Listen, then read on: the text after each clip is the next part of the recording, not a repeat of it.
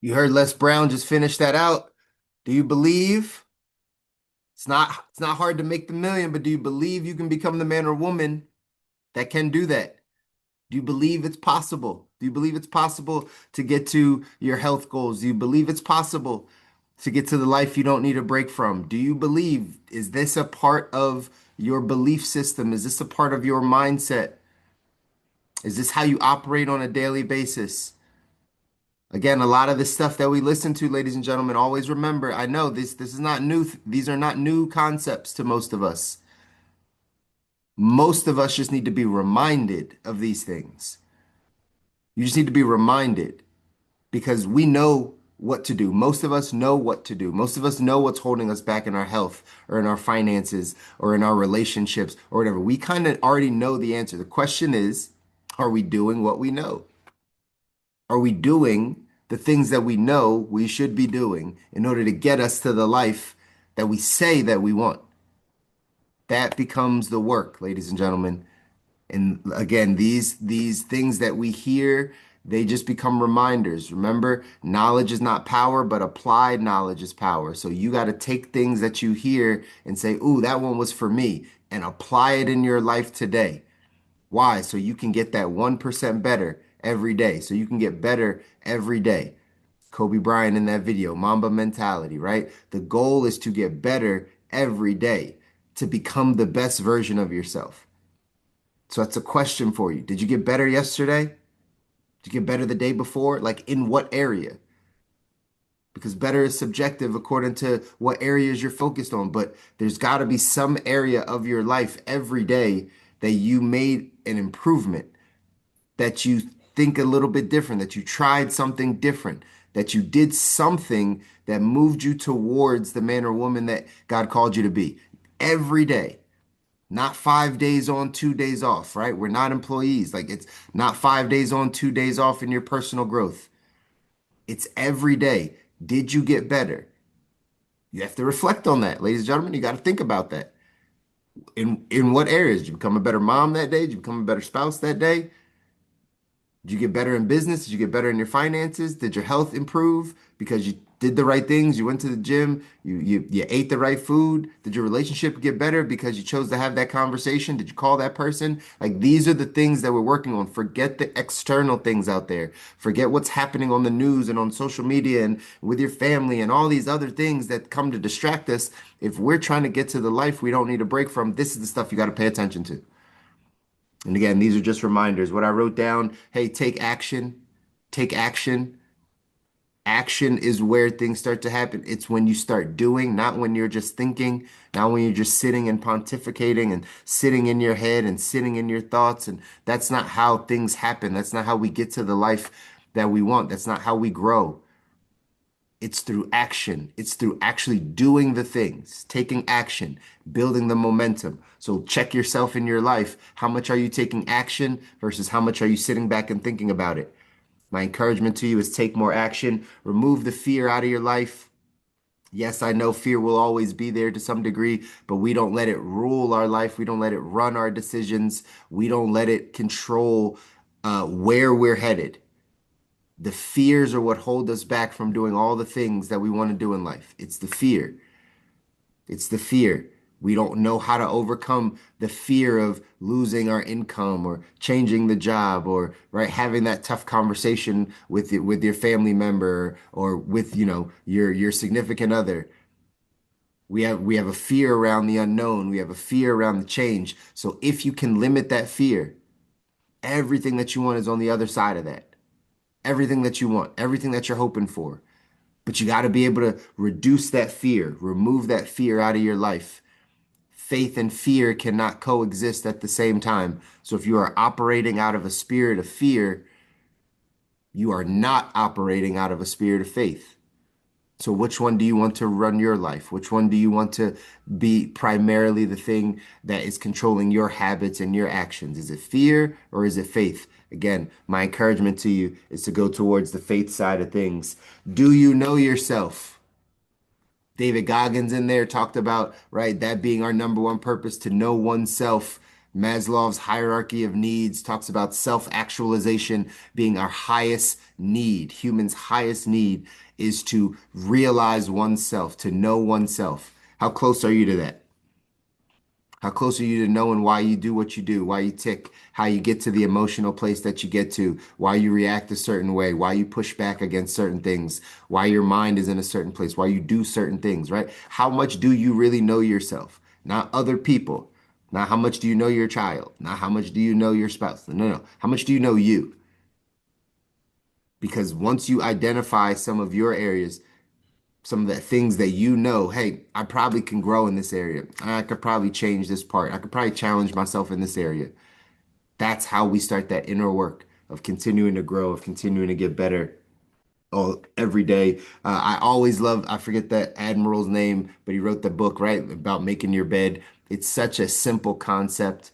Some of the best books, by the way, in this personal development growth space really are the simplest concepts. Mel Robbins has a book called the five second theory or something like that, where it's just taking 5 seconds to count to five or count backwards and then like just get up and do the thing, right? Real simple things. She also has the right high five, right? High five yourself in the mirror, right? Real simple things. But that Admiral has a book, talks about making your bed being the first thing you do every morning. Why? Because again, these are the important parts. One, it builds self-confidence, it builds self-esteem because we're keeping a small promise that we're making to ourselves. None of us have an excuse to not make our bed. So if that's the way you start your day and you have the first thing in your day that you tell yourself you're going to do, I'm going to make my bed, and you do it, you are now building a self-confidence in you because that's how we build self-confidence. Keeping the promises that we make to ourselves, small or big, how we eliminate that self-confidence, how we erode our self-confidence is by not keeping the promises. So we said we were going to do some things and we didn't do it. We keep telling ourselves, I'm going to do this, and we don't do it. We're actually eroding our self-confidence. So how do we gain it back? Start doing small things. Make your bed. Make your bed. You get your first task of the day done. Like you said, you build some self-confidence because you're keeping the promise that you made to yourself. And he gave you the bonus at the end of the day. If you had a bad day, you come home and your bed's made. What's it feel like to get in a nice, clean, made bed? Pillows looking good, feeling good, right? There's benefits to these small little things. Life is not about the major shifts, it's about the small millimeter inch shifts that we start making in our lives. Simple things like maybe I'm going to commit to making my bed and see what that does and see how the changing of your thoughts changes your actions, changes your habits, which changes the outcomes that you get in life. Really, really important. Gary Vee said something in there about reframing your perspective. Reframing your perspective. That's all we get is our perspective, ladies and gentlemen. How you think about things, how you view things. You can believe you're right about everything. You can believe the way you view it is the way everyone should view it. You can believe that the way you view it will get you to the life that you want. But at the end of the day, you got to keep some things in perspective. You got to be able to shift your perspective if necessary. You got to be able to, again, see things differently. I was just having this conversation with my wife yesterday and, right, having some tougher conversations and some hard conversations with some people in our lives and people around us.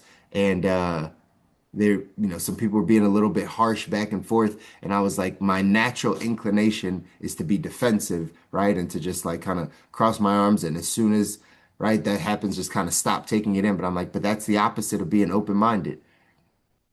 If I'm feeling a certain way, I have to acknowledge those feelings, but I still have to take in what they're saying. I have to take heed to what they're saying. I have to take in the words. But I know it's just about my perspective. It's how I'm thinking about that conversation or I'm thinking about their words. It doesn't necessarily mean it's true. So my ability to capture my thought and change immediately to be like, you know what?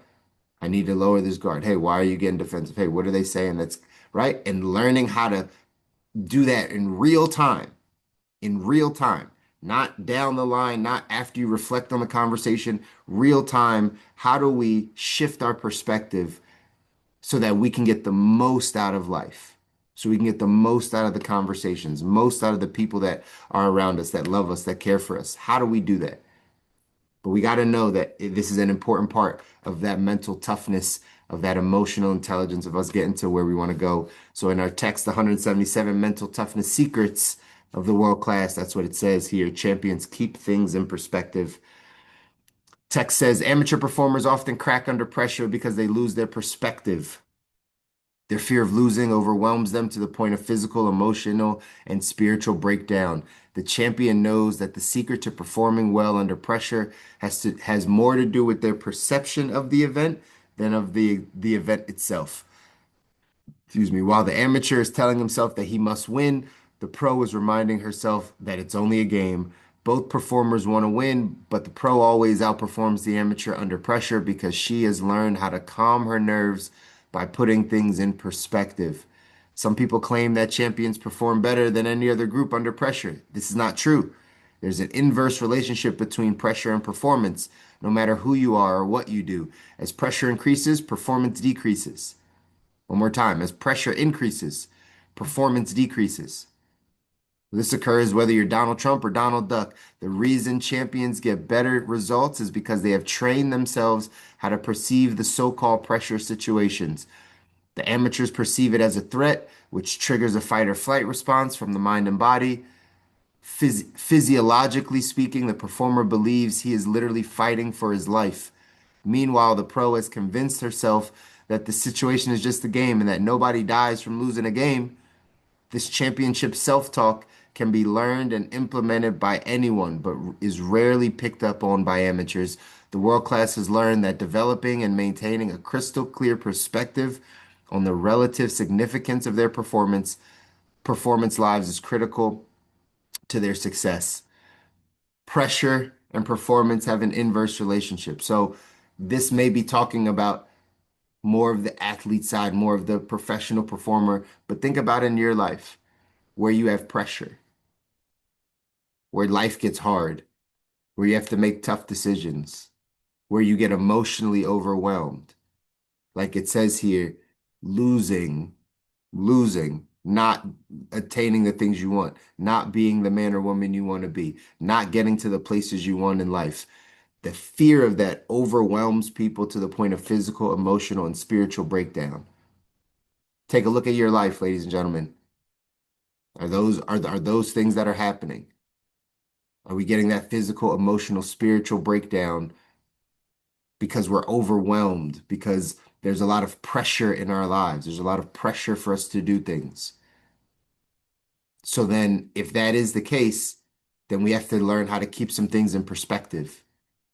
We have to learn that just because life gets a little hard or there's some challenges in our environment, that you're not still super grateful for the day that you have. You're not still, right, flooding that mind with gratitude every single morning, that you're still not putting it in perspective that, hey, this too shall pass, or, right, this isn't as big. It's not about the event, like it says in here. It's not about the event. It more has to do with their perception of the event. We've said it 8,000 times in a different way, but we say, right, life is 10% what happens to you, 90% how you react to it, how you perceive it, your perspective on that. We can both go through the same exact things because most of us will go through the same exact things in life to varying degrees. We're going to go through the same stuff. The question is not what we go through. The question is, how do you perceive that? What's your perspective on how you went through that? Do you think that that's coming to hurt you, or do you think that's coming to make you better? Literally, it's in our perspective. That's how we get to the life that we want. It's not about what's happening. It's about how you think about it. I can't drive this point home more. I've talked to so many people. I have so many of these conversations, and people go through the same exact experiences over and over and over again. The same exact experiences, right? But the difference is how they think about that experience, how they handle it, what they think the outcome is going to be, what they think this is doing for them in their right personal development, in their emotional and spiritual development, in their emotional intelligence. That is the game. That's the game. And that's what's going to allow you to get to the life that you don't need a break from, is literally just keeping things in perspective. Not getting too high on the highs, not getting too low on the lows. When something happens, not thinking it's the worst thing that could ever happen to you. When great things happen, not thinking that it's the best thing that'll ever happen to you. It's keeping everything in perspective. It's having an understanding that, hey, this is going to be hard. The journey might be difficult. The road might be a little tough, but it's okay. I'm getting better. I'm growing. I'm learning. I'm becoming. I'm building the capacity to handle the life that God has for me up ahead. I just know I need to do a little bit more work. I need to get into the mental gym a little bit more. I need to get into the emotional gym a little bit more. I need to get a little bit tougher, a little bit stronger. I need to have a little bit more patience, operate out of a little bit more faith. Like these are the things that I need in order to get to that life that I want. But I got to keep things in perspective. That word is so important, ladies and gentlemen. Use it for yourself this Wednesday. Use it for yourself this Wednesday to understand that like you just got to keep things in perspective. It's not as bad as you think it's going to be. It's not as good as it actually as you think it's going to be either, right? Both sides. Both sides. It's neither one. In this quote up here from Bob Proctor, it says, in most situations, we don't need to slow down. We need to calm down. It's a good one. In most situations, you don't need to go slower because that's what most people think. Oh, my life is too chaotic. I just need to rest. I just need to sit. I just need to not do, right? We just think about slowing down the pace. Maybe you just need to calm down. In a crazy, chaotic world, maybe you're just too emotionally overwhelmed. You don't know how to handle that. But that's keeping things in perspective. This is how you learn to keep things in perspective by just calm down. It's going to be okay. It's going to be okay. No matter what the situation was, it's going to be fine. That's got to be your mindset, ladies and gentlemen. The action step for today says list 3 events that cause you the most stress on a regular basis. Now ask this critical thinking question: what would I need to say to myself on a daily basis to put these events in proper perspective or to reduce or eliminate the stress they've caused me in the past? Write down the 3 most stressful things. What would I need to say to myself on a daily basis to put these events in proper perspective to reduce or eliminate the stress they've caused me in the past? This is what I want you to reflect on Wednesday, ladies and gentlemen. I want you to reflect on these things that are bringing stress into your life because where we have stresses, where we have pressure, if we start giving energy to that, it takes us away from our goals and dreams. It takes us away from the man or woman that we want to be if that's all we're focused on. So you got to identify, hey, what is really stressing me out? What's bringing this pressure into my life? And what do I need to say to myself to completely eliminate this? What do I need to say to myself so that my perspective changes so I can put this in the proper place? That's what I want you to focus on this Wednesday. Go out, do something that scares you, do something that pushes you out of your comfort zone, grow. Pick an area today to say, I'm intentional about growing in this area. I'm intentional.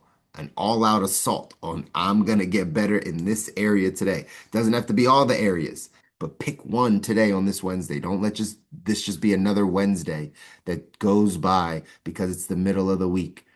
Be intentional about how you're getting better today. Watch how your life continues to change. I love you guys. I want you to win. You deserve it. Your families deserve it. People are counting on you. If nobody tells you, I'm gonna always remind you, you got to do this work because people are counting on you to do this work. And when you continue to do it and you continue to climb this mountain, you're going to get to the man or woman God called you to be. And that's the work we're doing, ladies and gentlemen. Go out, scare yourself, do something that push you out of your comfort zone. Don't go to like a horror thing, right? But for real, do something that push you out of your comfort zone. We'll be back here on Friday. Love you guys. Take care.